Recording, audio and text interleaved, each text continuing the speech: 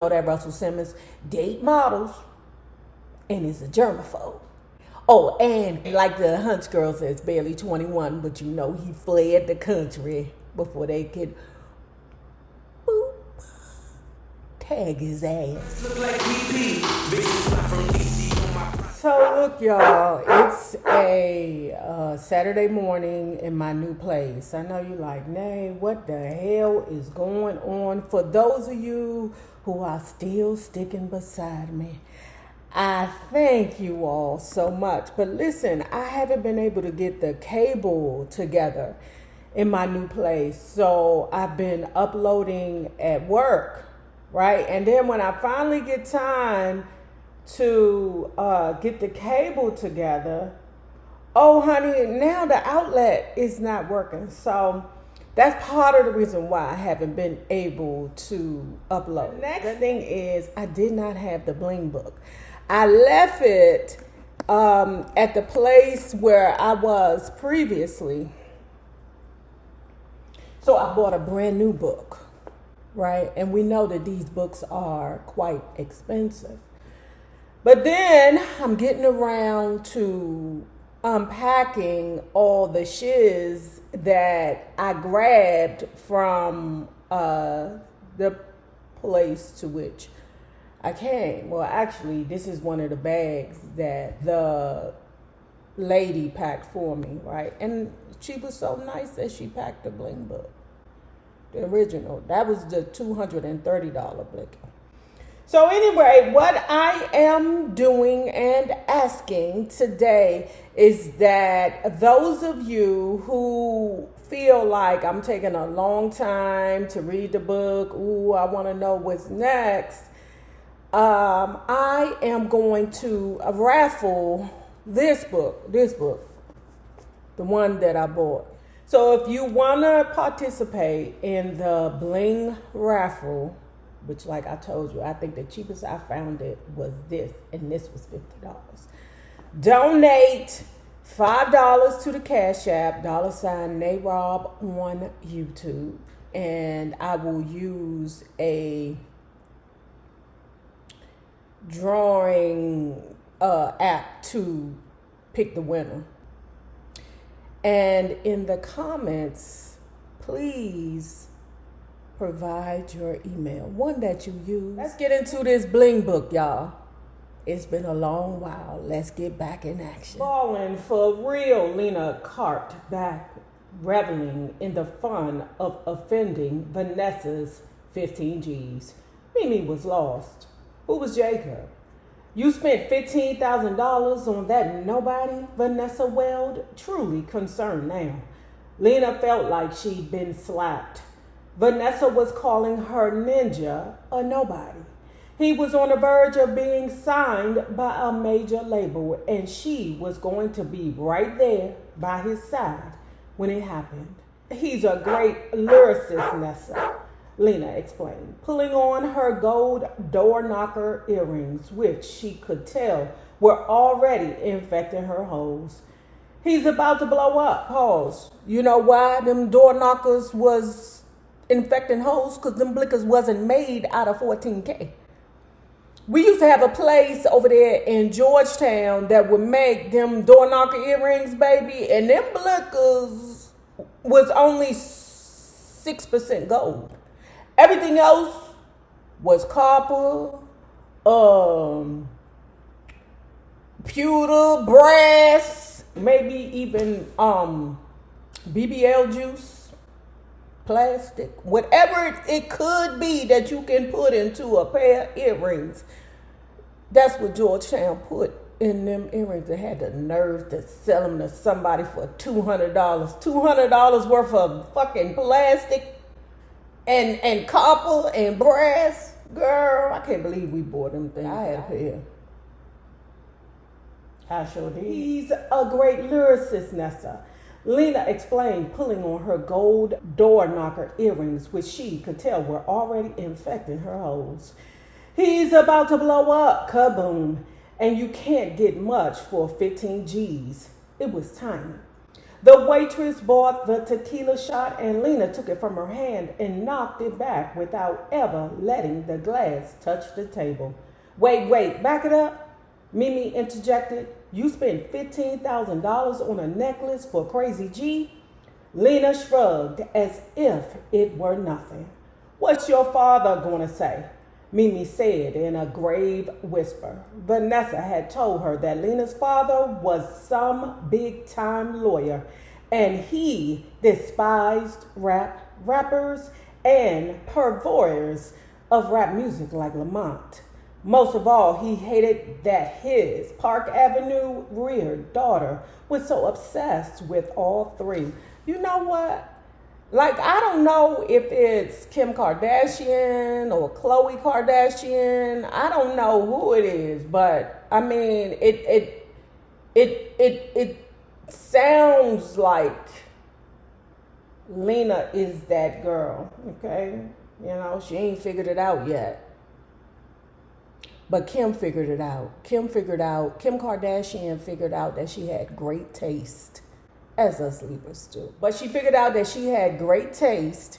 And in the boom, you hear me? The boom of eBay, she figured out that she could buy clothes, wear it, and then sell it back to a dummy for the original price that she paid for it. I was one of them dummies. I can't even lie. I was buying shit on eBay like a mug. I want to say it was like the early 2000s.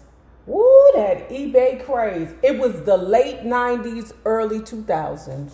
That eBay was a ninja. Mimi wondered what he'd think if he learned Lena was dating a thuggish rapper named Crazy G, who practically had a bottle of Hennessy glued to his hand. He won't know, Lena said in best I can do whatever the hell the fuck I want voice. Daddy's accountant will notice, but I'll just tell him Jacob's is a clothing store. Mimi smelled the distinct odor of trouble, but she decided to leave it alone. Mustafa returned to the table from the bar where he had been chatting up a friend. He sat next to Vanessa, who immediately announced, Lena's gone loca. Mustafa wasn't sure why this was news. Wasn't she always? Lena hefted her butt onto the table and peeled back the waist of her mini so he could get a good look. It's still healing. He leaned close, inspected the tattoo, and threw his hands in the air ecstatically. Oh, baby, he squealed. It's so hot. Lena scooted off the table, turned on her boombox, which started blasting LL Cool J's Rock the Bells, pulled her fuzzy red Kangol down low, and busted out doing the wop until everyone lapsed into hysterics.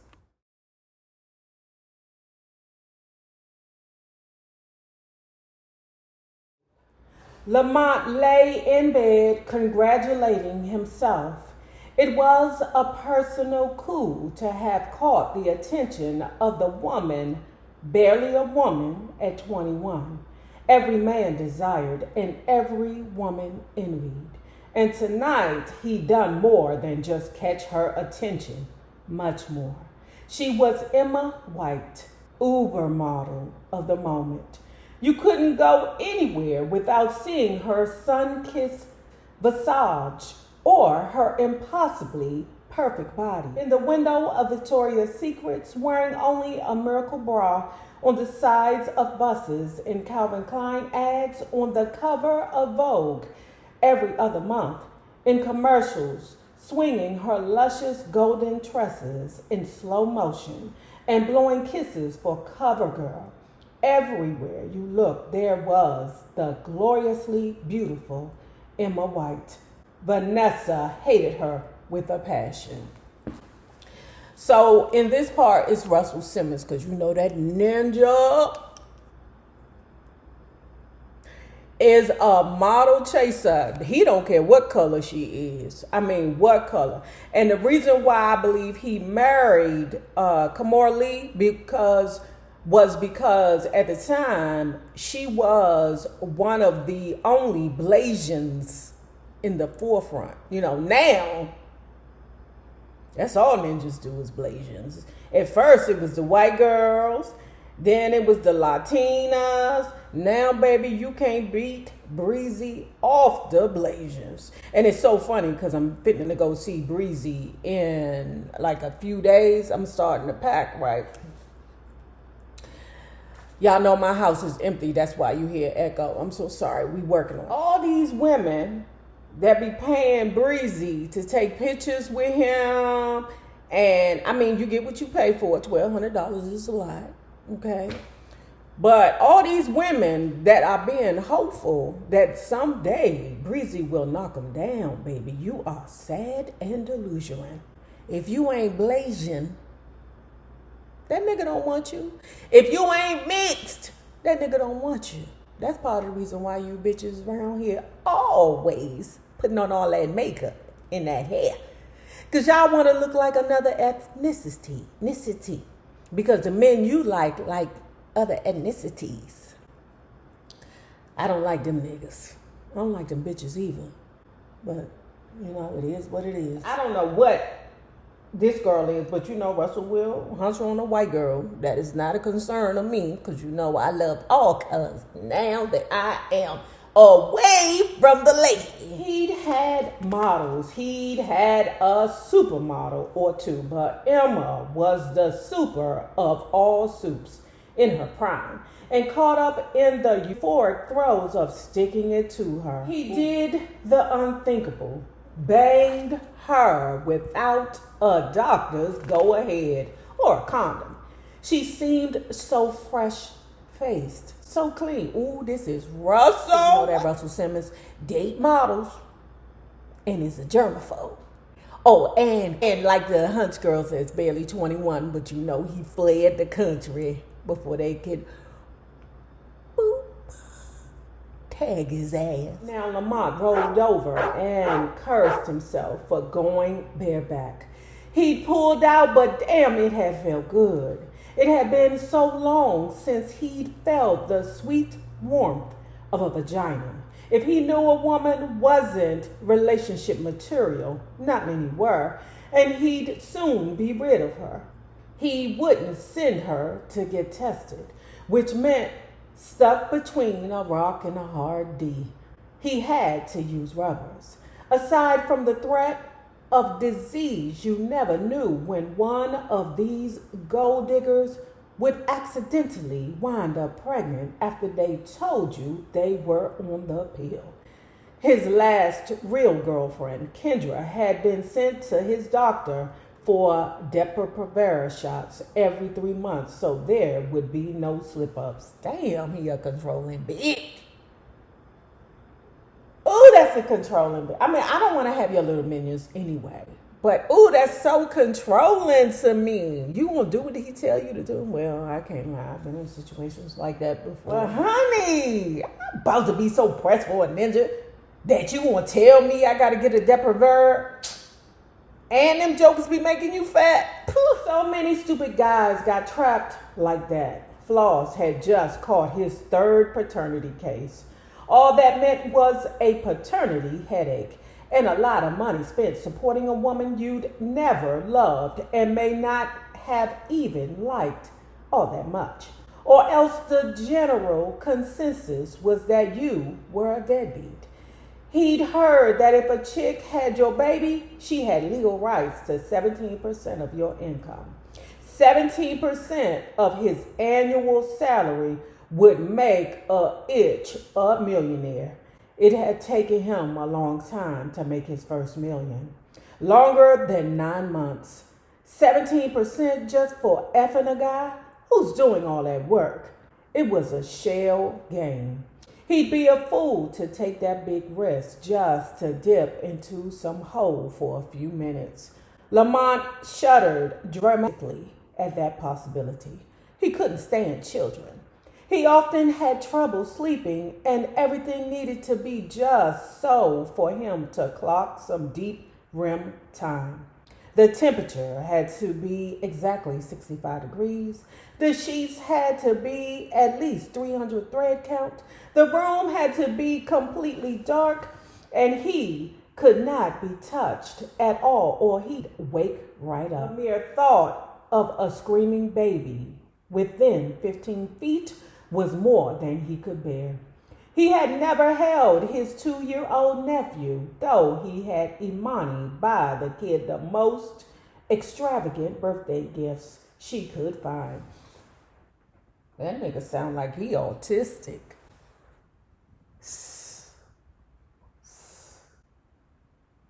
Hell, y'all know I think I'm autistic too, so fuck it then. But the ravishing Emma White wasn't the trapping type. She probably had more paper than he did. He'd heard that she'd cleared $15 million last year, realizing that was more than he'd made last year. For a moment, he felt inadequate. His ego recovered as he reminded himself that models were like athletes. They had maybe a 5-year window during which they could make the bulk of their money before they fell off into oblivion. He, on the other hand, would be around for a long, long time. Yeah, he'd be around.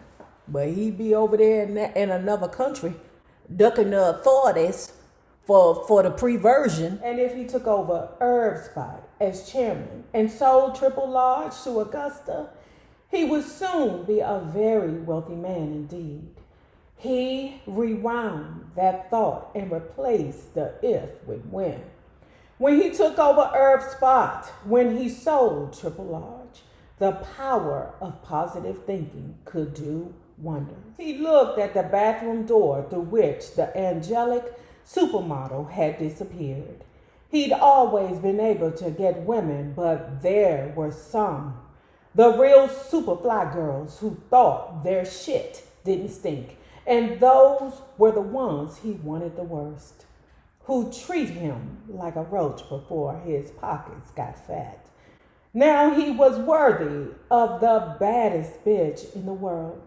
He wanted to call Nate and Witchy immediately to gloat. They'd been with him earlier when he ran into her. Monty, Emma had addressed Lamont familiarly, though they'd only met briefly on a few occasions. "I hear you signed a singer." "Sure did," he said. "I thought you only worked with the homeboys." "I'm branching out. Did you know it's my dream to be a singer?" She'd said in her Texas drawl. It happened to be karaoke night at Curb. "Why don't you go up and sing something, Emma?" Lamont had encouraged. "Show us what you got." "Well, that's the reason why she in the bed with you." "Ooh, mama